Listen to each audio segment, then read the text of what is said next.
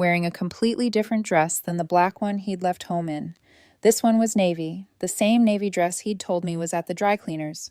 But the real kicker, the one that made my hands curl into fists, was the final image showing my business partner of 8 years, Victoria Blackwell, following him out 5 minutes behind him, casually adjusting her silk scarf like she'd just finished the most important meeting of her life. In a way, I suppose she had. Right on schedule, like clockwork, our housekeeper, Maria, knocked softly on my door. "Ms. Lee, your husband called," she said apologetically. "He says he's running late with his friend Kate and won't be home until 11. I checked my watch. It was exactly 9:45, the precise same time Nathan called every single Wednesday without fail. The consistency would have been impressive if it wasn't so insulting. I thanked Maria and told her to head home for the night, that I'd lock up. After she left, I pulled a leather-bound notebook from my safe, the one I had been filling in careful, merciless handwriting for weeks. Change passwords. A new gym membership across town. Book club meetings with no books. Dinner receipts that didn't match the stories. Tiny lies stacked so neatly they almost looked respectable. I added tonight's alibi to the growing list. My hand stayed steady even though rage was moving under my skin like a second pulse. Outside my office window, rain blurred the garden lights into smears of gold and shadow. I stood there for a long time, thinking about 8 years with Victoria. 8 years building our company from a cramped, rented office into something people in Manhattan said with admiration and envy. 8 years of trust. 8 years of late nights, contracts, flights, strategy calls, champagne toasts, and hard-won victories. And all of it could be reduced to a hotel lobby, a navy dress, and a husband who had started kissing me with someone else's perfume clinging to his collar. Downstairs, the front door opened. Nathan's laugh floated through the marble foyer, easy and polished and false. I didn't move. I listened to the familiar sounds of him coming home to a life he was already betraying.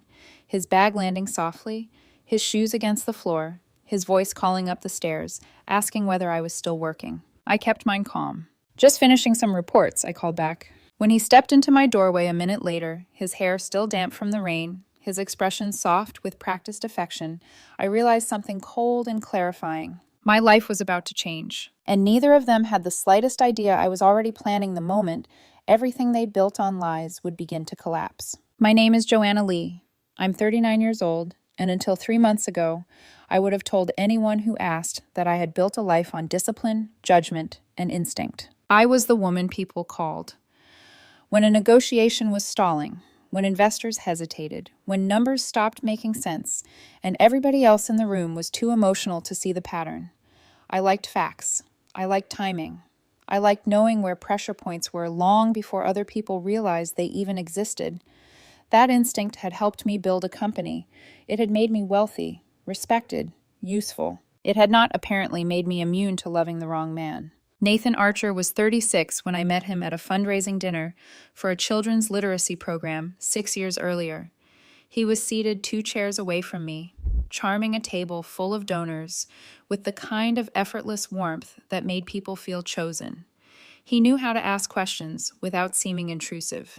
He knew how to hold eye contact half a second longer than most people. He knew how to laugh at exactly the right moment. At the end of the evening, when everyone was drifting toward the valet line and pretending not to be drunk on expensive wine, he stepped beside me and said, "You were the only person at that table who didn't sound rehearsed." I turned and looked at him properly for the first time. "That's because I wasn't auditioning for anyone," I said. He smiled like I had said exactly what he hoped I would. Back then, I mistook that smile for sincerity. Nathan worked in branding and private event strategy. He moved easily in social spaces I tolerated but never enjoyed. He understood donors, image, guest lists, gala politics, the subtle ecosystem of rich people who wanted to appear generous while competing with each other in silence. He made things look effortless.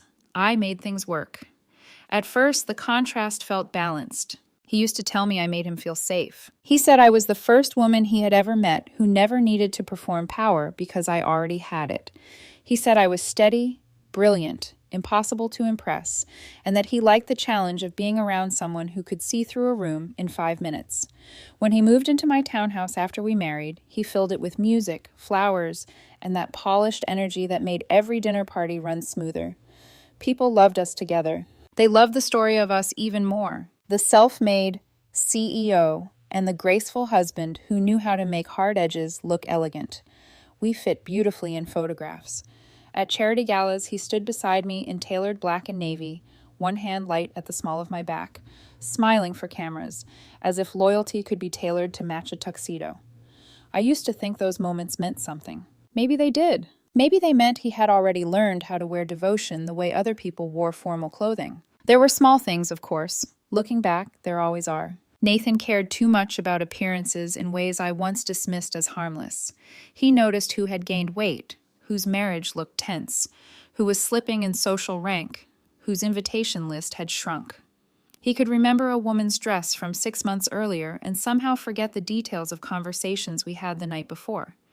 He hated being embarrassed, hated being excluded, hated any room where he was not being admired. My friends said he was vain. I said he was social. Victoria Blackwell liked him immediately. That should have bothered me more than it did. Victoria and I had built Blackwell Lee Global together from almost nothing. She was brilliant with expansion, aggressive with acquisitions, fearless in negotiations, and disciplined enough to keep up with me. We were not sentimental women, which was probably why the partnership worked for so long. We respected competence more than charm, or at least I did. Victoria liked results, but she also liked admiration.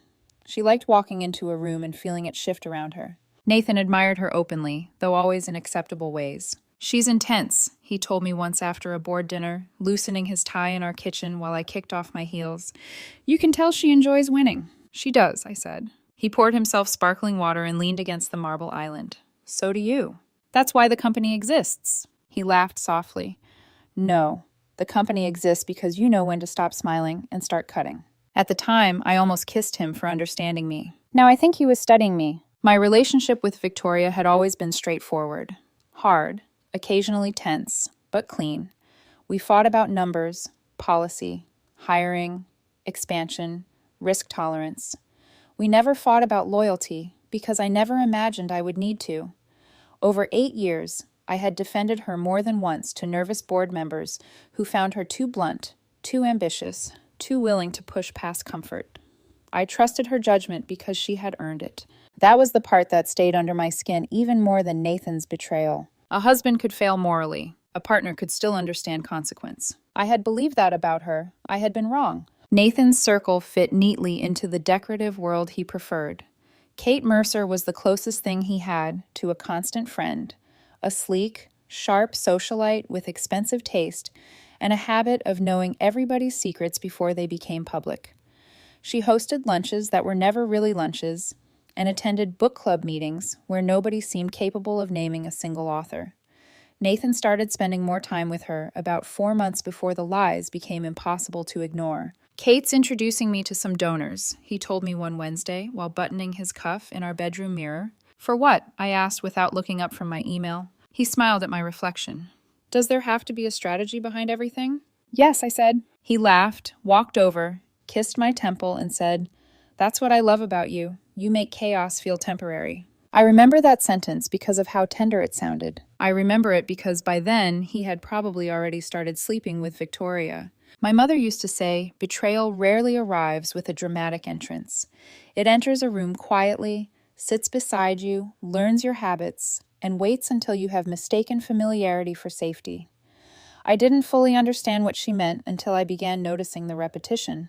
Every Wednesday, every excuse polished in advance, every late dinner paired with a story too casual to challenge without seeming paranoid. Nathan never got sloppy emotionally. That would have made things easier. He still asked how my meetings went, still ordered my favorite tea when I worked late, still touched my shoulder when passing behind my chair. He did not withdraw. He performed consistency. That was the genius of it. He knew distance would alarm me. So instead, he gave me a version of marriage polished enough to pass at a glance. But instinct is instinct. And mine had started whispering before it ever began to scream. It was in the delayed responses, in the way his phone screen tilted away from me without thought, in the new cologne notes on his shirts, layered under his usual scent, in the sudden precision of his Wednesday wardrobe, in the dry cleaning ticket that didn't match the garment bag, in the way Victoria started rescheduling Thursday strategy calls, claiming fatigue after donor dinners she had no business attending. The first time I felt it clearly, I was standing in our closet, one hand on a row of Nathan's jackets, looking at an empty hanger that should have held the navy dress he claimed was being cleaned for an event the following week. I stood there longer than I should have, not because the dress mattered, because the lie did. And once one lie reveals itself, the others begin glowing in the dark. The first time I seriously questioned everything wasn't dramatic. There was no shouting, no confrontation, no shattered glass or raised voices echoing through marble halls. It was quieter than that, which made it far more dangerous. It started with something small, so small I almost dismissed it. A calendar overlap. A dinner Nathan said he had with Kate that coincided almost perfectly with a client meeting Victoria had casually mentioned earlier that week. At the time, I said nothing. I simply adjusted a few internal timelines. That was what I did best. Patterns. I began watching more carefully. Not obsessively, not emotionally, just deliberately. The way I would observe a potential acquisition target.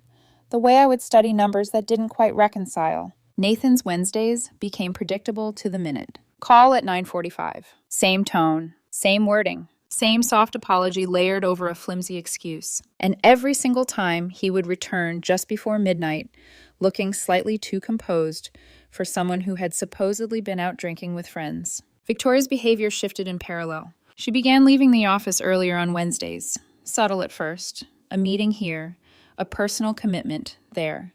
She stopped staying late for financial reviews, something she had never once done in 8 years unless absolutely necessary. At first, I told myself it was coincidence. Then coincidence started repeating itself with precision. One Thursday morning, Patricia King knocked on my office door. Her usual calm expression tightened just enough to signal concern. "Do you have a minute?" she asked. "For you? Always." She closed the door behind her and placed a thin folder on my desk. "I've been reviewing preliminary expenses tied to the Singapore expansion." I leaned back slightly. "And?" "There are irregularities." I didn't react outwardly. "What kind of irregularities?" Patricia adjusted her glasses, sliding a document toward me. "Consulting fees that don't align with standard market rates. Vendor names that don't fully check out. Transfers that feel layered." "Layered," I repeated. She nodded, like someone is trying to make something look legitimate by adding unnecessary complexity. I studied the numbers. Clean at first glance, but not clean enough. "How long?" I asked. 3 months, she said. 3 months. The same timeline Nathan's Wednesday dinners had begun. The same timeline Victoria's schedule had shifted. I felt something settle into place inside me. Not panic, not anger, recognition. "I want you to continue reviewing everything," I said calmly, quietly. Patricia held my gaze. "I already am." After she left, I sat there for a long time, staring at the documents without really seeing them. 3 months. That number echoed louder than anything else. That afternoon, I called Marcus Hayes. We had met in law school nearly 15 years earlier. He had been the only person in our class who could outwork me without turning it into a competition. We trusted each other because neither of us wasted time pretending. "I need discretion," I told him when he picked up. "You always do," he replied dryly. "What's going on?" "I want a full review of Victoria's Singapore project. Financial structure, legal exposure, everything. And I want background checks on any new entities tied to it." There was a pause. "How serious are we talking?" he asked. "Serious enough that I'm calling you instead of internal counsel." Another pause. "I'll start tonight." "And Marcus," I added, my voice lowering slightly, "keep this between us." "Understood." I ended the call and turned toward the window. The city looked the same. It always did. Busy, bright, unbothered. As if people weren't quietly destroying each other behind glass walls and polite smiles. That evening, Nathan came home earlier than usual, which in itself was unusual. He stepped into my office doorway with 2 glasses of wine, smiling like nothing in the world had shifted. "You've been working too much," he said lightly. "I thought we could take a break." I looked at him, really looked at him. His posture relaxed, his expression open, his timing calculated. I accepted the glass. "Thank you," I said. He stepped closer, resting his hand lightly on my shoulder. "Everything okay?" "Of course," I replied. And for a moment, something flickered in his eyes. Not guilt, not fear, awareness, as if he was checking, measuring, trying to determine whether I had seen something he hadn't intended me to see. I took a slow sip of wine, met his gaze, and gave him exactly what he needed. Nothing. That night, I didn't confront him. I didn't ask questions. I didn't search his phone or follow him or do anything that would alert him. Instead, I opened my safe after he fell asleep, pulled out a new section of my notebook, and began writing. Dates, times, patterns, names, every detail I could verify, every inconsistency I could track, every thread that, when pulled, might unravel something much larger than an affair. Because by then I understood something with absolute clarity. This wasn't just about my husband, and it wasn't just about betrayal. It was about timing, money, access, and if my instincts were right, it was about something far more dangerous than either of them realized. I closed the notebook slowly, locked it back inside the safe, and lay beside a man who no longer knew me at all, because the woman he thought he was deceiving was already 10 steps ahead. The moment everything stopped being theory came without warning. No slow buildup, no time to prepare myself emotionally. Just a message, a single message that shifted everything from suspicion to certainty. It arrived at 8:12 p.m. on a Wednesday. I was in my office reviewing a set of projections Patricia had sent over earlier that afternoon when my phone vibrated softly against the desk. I almost ignored it. Almost. Then I saw the sender. Thomas Reed, my private investigator. I opened it. 3 images. No text. Just images. The first was grainy, taken from across the street, the Meridian Hotel. I recognized the entrance instantly. High-end. Discreet. The kind of place people chose specifically because nobody asked questions. The second image was clearer. Nathan, stepping out of a car, adjusting his jacket, checking his watch. Calm, familiar, comfortable. Like a man arriving exactly where he intended to be. My fingers tightened slightly around the phone. Then I opened the third image. Victoria, walking out of the same hotel entrance. 5 minutes after him, fixing her scarf. Expression composed. Timing precise. I stared at that image for a long time, not because I needed confirmation, but because some part of me had still hoped, irrationally, that I was wrong. That instinct had failed me, that this would all collapse into something explainable. It didn't. My chest didn't tighten. I didn't cry. I didn't throw anything. What I felt was clarity. Cold, clean, absolute. I set the phone down carefully, then picked it up again and zoomed in on the details. Her scarf. His cufflinks. The timestamp. 8:05 p.m. Right on schedule. Every Wednesday. For 3 months. A routine. A system. A betrayal built with discipline. I let out a slow breath. Then I stood, walked to the window, and watched the city without really seeing it. 8 years of partnership. 6 years of marriage. Reduced to patterns I could now map with precision.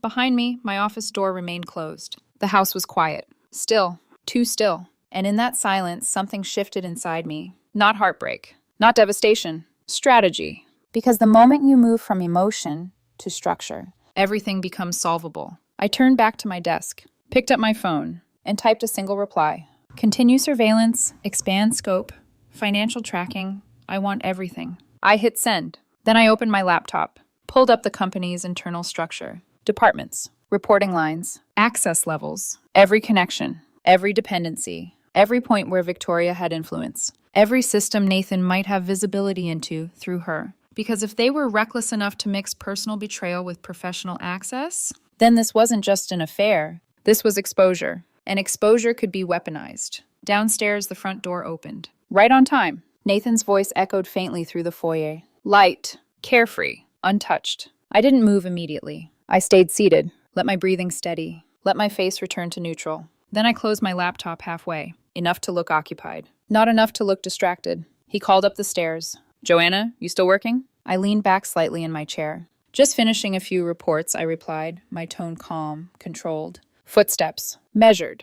Approaching. He appeared in my doorway seconds later. Hair slightly damp. Expression soft. Perfectly rehearsed. Except now, I could see it. The timing. The calculation. The performance. Long day? He asked gently. I looked at him. Held his gaze. Productive, I said. He stepped closer. Leaned in. Kissed my cheek. And there it was. That scent. Not his. Not ours. Hers. A sharp, expensive note I had smelled on Victoria just 2 days earlier during a board review. For a fraction of a second, my stomach turned. Then it settled. Filed. Stored. Another piece of evidence. You should come to bed soon, he said softly, that familiar, playful tone slipping into his voice. You've been pushing yourself too hard lately.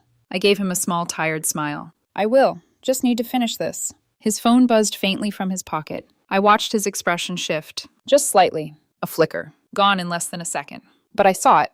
Concern. Urgency. He pulled it out briefly, glanced at the screen, then slid it back into his pocket. Don't stay up too late, he said, his voice just a touch tighter than before. I won't. He lingered for half a second, then turned. walked away, and disappeared down the hallway. I waited, listened to his footsteps fade, the bedroom door closing softly in the distance. Only then did I turn back to my desk, opened my laptop fully, and began typing. Emails, requests, access reviews, financial flags, every move precise, every step quiet. Because they thought they were being careful. They thought they were controlling the situation. They thought they were operating in shadows. What they didn't understand was that I had built my entire life learning how to see in the dark. And now that I could see clearly, there was no version of this where they walked away untouched. Not him, not her, not after what they had done. I paused, looked once more at the image on my phone. Nathan and Victoria, 5 minutes apart. Same door, same night, same lie.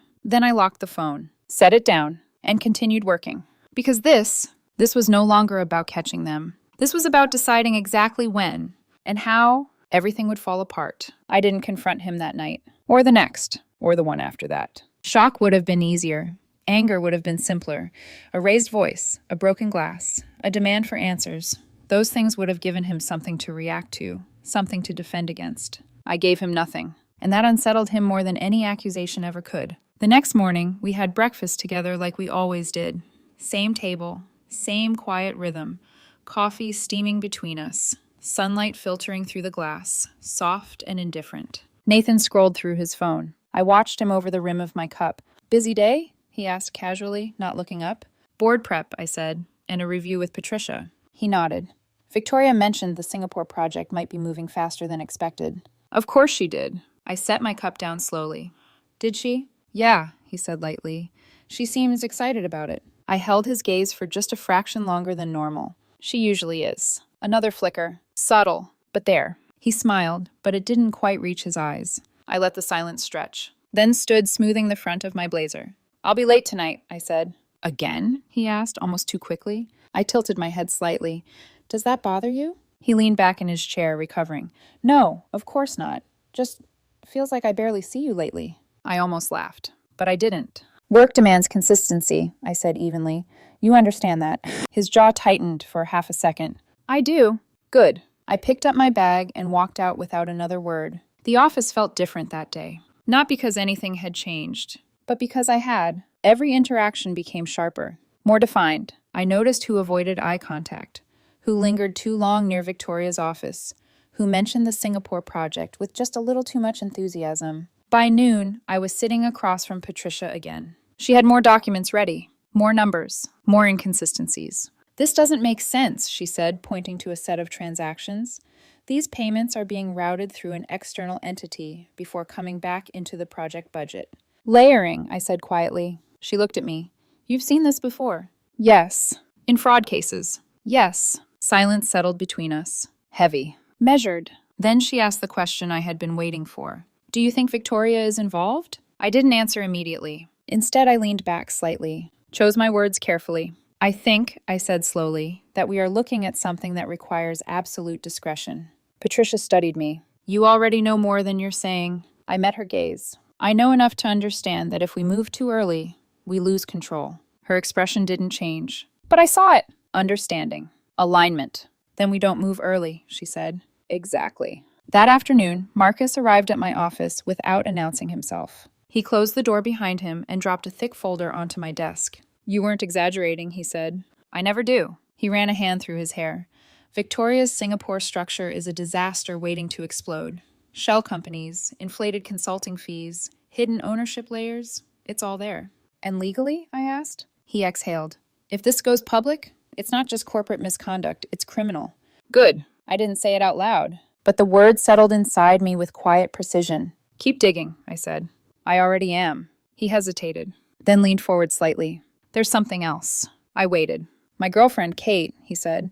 You know she's close to Nathan. I felt something sharpen. Yes. She mentioned something last night. Apparently Nathan's been asking her about divorce lawyers. My fingers stilled on the desk, not out of surprise, but confirmation. What kind of lawyers? I asked calmly. The kind that specialize in high net worth cases, Marcus said. The kind that reposition assets before filing. I let out a slow breath. Of course. Of course he was planning an exit, not just betrayal. Strategy. He thought he was ahead of me. The irony was almost impressive. Does Kate know anything else? I asked. Marcus shook his head. Just that Nathan's been confident, like he already knows how this ends. I smiled. Small. Controlled. That makes two of us. Marcus watched me carefully. You're not angry, he said. I looked at him. No, I replied. And that was the truth. Anger is reactive. This was deliberate. That evening, I went home at the usual time. Nathan was already there, cooking, soft music playing in the background, the house warm with artificial normalcy. You're early, I said, stepping inside. He turned, smiling. Thought I'd surprise you. I placed my bag down slowly. You did. He walked over, kissed my cheek again. That same scent. Fainter now, but still there. I made your favorite, he said. Thought we could have a quiet night. I looked at him. At the man who had spent months lying to my face. At the man who thought he could outmaneuver me. And I realized something with absolute clarity. He wasn't just underestimating me. He was relying on it. I sat down at the table, picked up my fork, took a bite.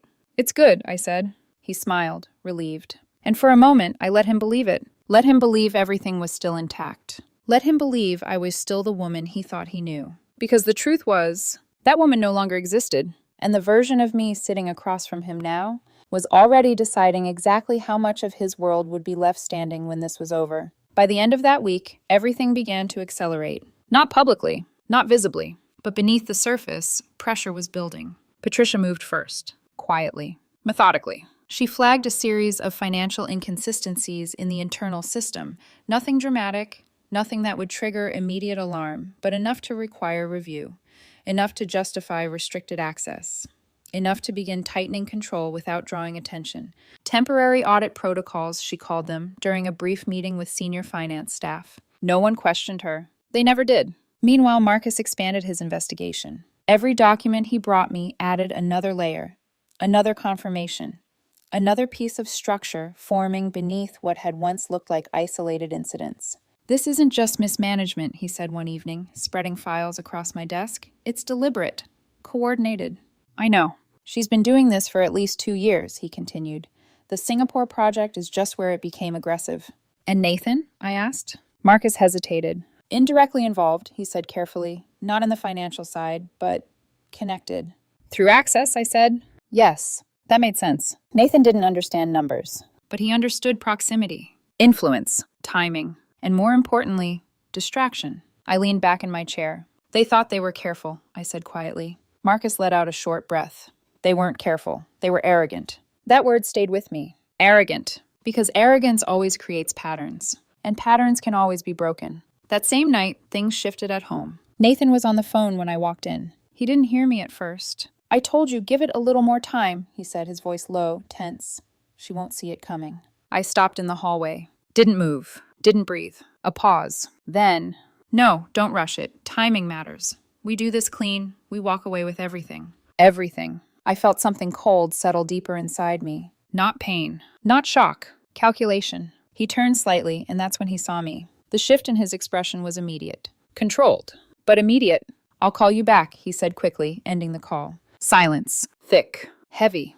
You're home early, he said, forcing a smile. I stepped forward slowly. So are you. He slipped his phone into his pocket. Just handling something for Kate, he said casually. Of course, I replied. Our eyes held for a moment. And in that moment, something changed. He knew I had heard enough to question. I knew he was adjusting. Neither of us said it. But the game had shifted. That night, dinner was quieter. More measured. Every word chosen. Every glance analyzed. Have you thought about taking some time off? He asked suddenly. I looked up. From work? Yeah, he said, leaning back slightly. You've been pushing hard. Might be good to step away. Clear your head.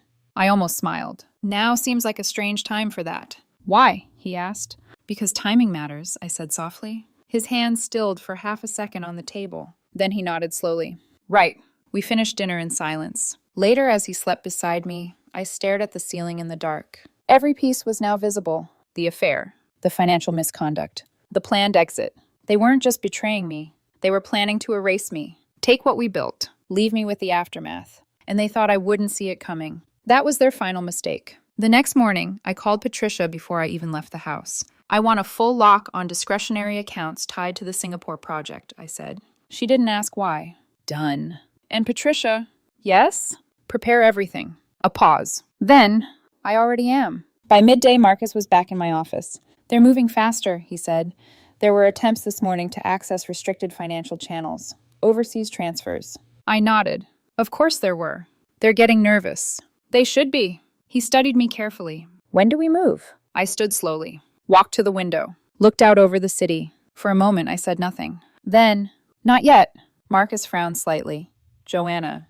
Not yet, I repeated, because timing wasn't just important. Timing was everything, and I wasn't going to confront them in a moment of reaction. I was going to choose the moment, control it, own it. That evening, as I reviewed the final reports Patricia had compiled, one thing became clear. We had enough, more than enough. Financial fraud, conflict of interest, misuse of company funds, and layered beneath it all, the personal betrayal that had made them careless. I closed the file slowly, and for the first time since this began, I allowed myself to feel something. Not anger, not sadness, certainty. Because the next move wouldn't be quiet. It wouldn't be subtle. It wouldn't be something they could talk their way out of. It would be final. I picked up my phone, scrolled to one name, Randall Pierce, head of the audit committee, and I sent a single message.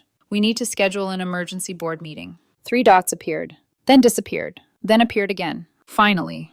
When? I didn't hesitate. As soon as possible. I locked my phone, set it down, and exhaled slowly. Because the game they thought they were playing in secret was about to become very, very public. And when it did, there would be no version of this story where they walked away intact. Not this time. Not ever. The lowest point didn't come with shouting. It came with silence. A kind of silence that pressed against your chest until breathing felt like work. The night before the board meeting, I sat alone in my home office, the lights dim, the city stretched out beyond the glass like something distant and unreachable.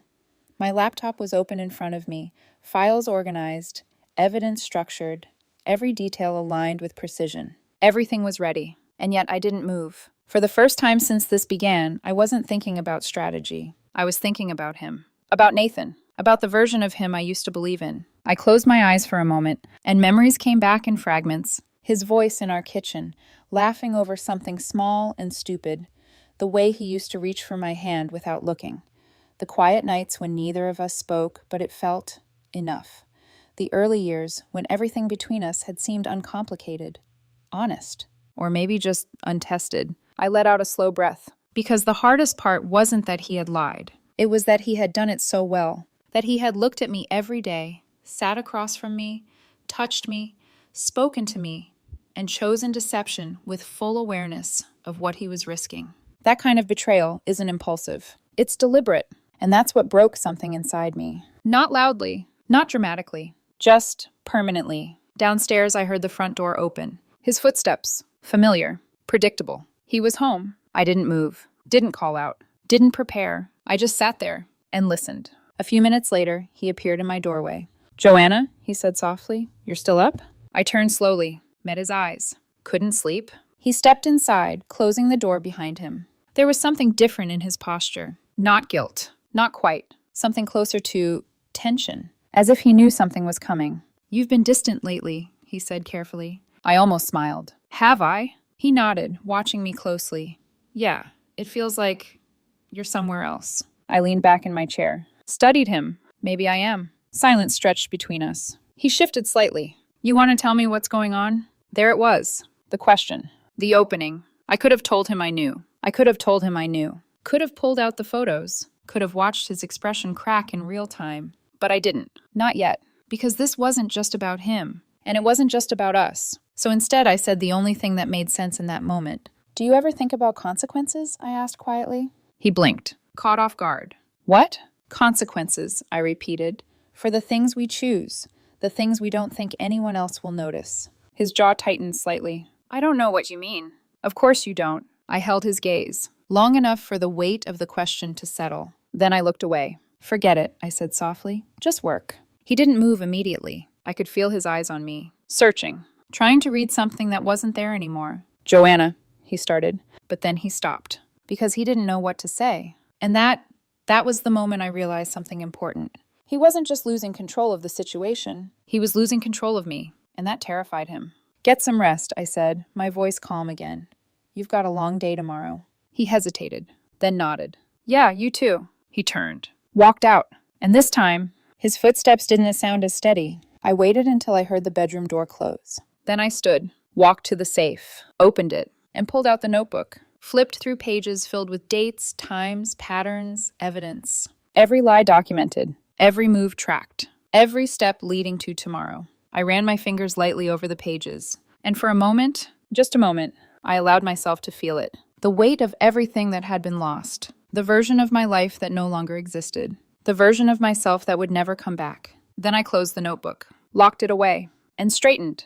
Because this was the last night anything would remain hidden. Tomorrow everything would come into the light. The truth, the fraud, the betrayal, all of it. And once that happened, there would be no going back. I turned off the lights, stood in the dark for a second longer, then walked out of the office. Not as a wife, not as someone waiting for answers, but as a woman who had already accepted them, and who was now ready to decide exactly what came next. Because sometimes the darkest moment isn't when everything falls apart. It's when you finally understand that it already has. And all that's left is to choose what you build from the ruins. The morning of the board meeting arrived with unsettling clarity. Sunlight poured through the glass walls of the conference room on the 45th floor, too bright, too clean, as if the world had decided to remain untouched by what was about to happen inside it. I arrived early. Of course I did. Everything was already in place. Patricia stood near the far end of the table, arranging her documents with the same quiet precision she always had. Marcus sat beside her, flipping through legal briefs, his expression focused, controlled. Neither of them asked if I was ready. They already knew. Board members began to file in slowly. Low conversations, polite nods, the usual pre-meeting rhythm. But underneath it, something different. A subtle tension. Word had spread even if no one knew exactly why. At precisely 9 a.m., Victoria Blackwell took her place at the head of the table. Confident, composed, impeccably dressed. She moved like a woman who believed she was about to win. I watched her quietly, and for the first time in 8 years, I saw not a partner, but an opponent. "Good morning, everyone," she began, her voice smooth, controlled. "What I'm about to present today will position us ahead of every competitor in the Asian market." Her slides appeared on the screen. Charts, projections, growth curves, all clean, all convincing, all incomplete. I let her speak. Let her build momentum. Let her settle into that familiar rhythm where confidence begins to blur into certainty. Then, Randall Pierce leaned forward. "These projections are ambitious," he said slowly. "What's the basis for these figures?" Victoria smiled. "Market analysis and preliminary agreements with local partners." "Recent analysis?" Randall asked. "Yes," she replied without hesitation. I almost admired it. The control. The ease. The lie. Randall adjusted his glasses. "Because the latest reports from Singapore, published last week, show a contraction in the exact sector you're targeting." The room shifted. Subtly, but unmistakably. Victoria's smile held, but her fingers tightened just slightly against the table. "Our data suggests otherwise," she said smoothly. Before she could continue, I spoke. "I think it would be helpful," I said calmly, "to hear from our CFO." All eyes turned toward me. Patricia stood, connected her laptop, and the screen changed. No more polished projections. Just numbers. Raw, precise, unforgiving. "My team conducted an independent review," she began, "and what we found raises significant concerns." She moved through the data methodically. Consulting fees, inflated costs, layered transactions, shell entities, every detail presented with quiet authority. Every number undeniable. Victoria tried to interrupt once. "Those figures are preliminary. Then perhaps you can explain," I said softly, "the $2.3 million paid to Blackwell Pacific Holdings." The room went still. Completely still. Patricia clicked to the next slide. The company registration appeared. Ownership details. Buried, but clear. Victoria Blackwell, sole beneficiary. A murmur spread across the table. "What is this?" one board member asked. "Standard international structuring," Victoria said quickly. "It's necessary for—" "A structure that directs funds into a company you personally control?" Randall cut in. "That's not standard," another voice added. "That's a conflict of interest." Victoria's composure cracked. Just slightly, but enough. "You're misinterpreting—" "And the hotel expenses?" I asked, my voice cutting through the room. Silence. Heavy. Sharp. Patricia pulled up the final slide. Every Wednesday. Same hotel. Same room. Charged as client meetings. No clients. No records. No justification. Just patterns. The kind that don't lie. Victoria's face drained of color. For a second, just one, she looked at me. And in that look, she understood. Not part of it. Not pieces of it. All of it. "How long?" she whispered. I held her gaze. "Long enough." The room erupted. Voices overlapping. Questions firing. Control collapsing. Randall stood. "I moved to suspend this expansion immediately pending a full forensic audit." I second that. All in favor? Hands rose, one by one. Unanimous. Final. Victoria didn't move, didn't speak, didn't fight, because she knew there was nothing left to fight with. As the room began to clear, she remained seated, staring at the screen, at the numbers, at the evidence that had just dismantled everything she thought she controlled. I gathered my files slowly, deliberately, then stood, walked toward the door. Joanna, she said behind me. I paused, didn't turn immediately. How much do you know? She asked. I turned then, met her eyes. Enough to understand that some betrayals aren't just personal. Her breath caught. And some consequences, I added quietly, aren't avoidable. I left her there, alone, surrounded by the remains of her own decisions. But that was only half of it, because as I stepped into the hallway, my phone vibrated. Nathan, lunch today? Miss you? I stared at the message for a moment, then smiled. Cold, controlled, because he still didn't know. Not yet. And that meant I still had one more move to make, one final moment, where everything he thought he had planned would fall apart in his hands. The collapse didn't happen all at once. It unfolded, piece by piece, exactly the way I intended. By the time I returned to my office, the building was already shifting. Conversations had changed tone. Doors were closing faster. Assistants were whispering instead of speaking.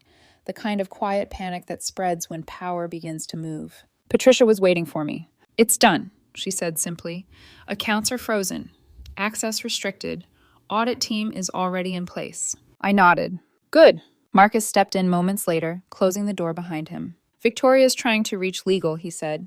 She wants representation before the audit escalates. She can try, I replied calmly. He studied me. And Nathan? I didn't answer immediately. Because this part was personal. He's next, I said. That afternoon, I didn't go home. I waited. Let the hours pass. Let the pressure build. At exactly 6:20 p.m., my office door opened without a knock. Nathan. His composure was gone. Not completely, but enough. What did you do? He demanded, his voice tight, controlled, but barely. I didn't look up right away. Finished signing the document in front of me. Closed the folder. Then finally, I met his eyes. I didn't do anything, I said calmly. They did. His jaw clenched. Victoria's falling apart, he snapped. She said there was an audit, that the board... Yes, I interrupted softly, there is. Silence. Heavy. Dangerous. He stepped closer. What is going on, Joanna? I leaned back slightly in my chair. Studied him. The man who had spent months planning to walk away with everything. The man who thought he understood timing. You tell me, I said. His expression shifted. Confusion. Then something else. Recognition. You know, he said quietly. Not a question. A realization. I held his gaze. Did you really think I wouldn't? He took a step back, ran a hand through his hair. This isn't what you think. It's exactly what I think. My voice didn't rise, didn't shake. That seemed to unsettle him more than anything. It was complicated, he said quickly. You've been distant. You've been... Careful, I cut in. He stopped, because even he knew that line wouldn't hold. I stood slowly, walked around the desk, stopped a few feet from him, close enough to see every detail, every crack in the performance. You didn't just betray me, I said quietly. You planned it. His breath caught. That's not... You were looking for lawyers, I continued. High net worth specialists, asset positioning, clean exits. His face went pale. You've been listening. I've been paying attention. Silence. Thick. Final. You were going to take what we built, I said. Walk away. Leave me with nothing. That's not true, he said, but there was no conviction behind it now. I tilted my head slightly. Then what was the plan, Nathan? He didn't answer, because there was no version of it that didn't sound exactly like what it was. I let the silence stretch. Then, there's something else you should know, I said. He looked at me, wary now, careful. The board meeting ended an hour ago. His expression tightened. And Victoria is finished, I said simply. Removed. Under investigation. Her accounts frozen. The words hit him like a physical impact. No, he said. Yes. He shook his head slightly. That's not possible. She was careless, I finished, because she thought she was protected.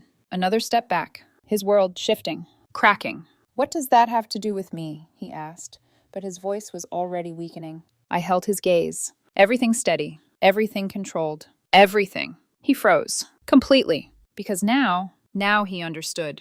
The connection. The timing. The fact that this was never just about the company or the affair. You can't, he started. I already did. I walked back to my desk, picked up a thick envelope, placed it in front of him. He didn't touch it. What is that? He asked. Open it. He hesitated, then reached forward slowly, his hands shaking now. He opened it, pulled out the documents. Read the first page. And everything drained from his face. Divorce? He whispered. Filed this morning. You can't just... I can. He looked up at me, desperate now. This is insane. We can fix this. We can... No, I said. One word. Sharp. Final.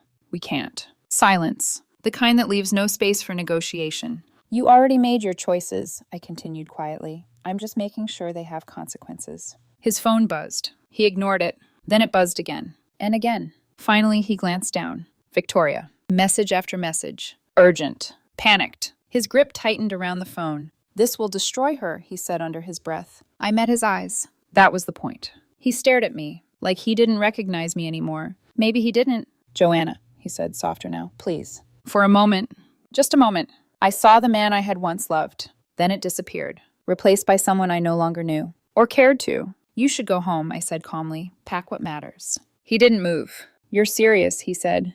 I always am. More silence. Then slowly, he nodded. Not in agreement, but in understanding, because there was nothing left to argue, nothing left to fix. He turned, walked toward the door, then stopped.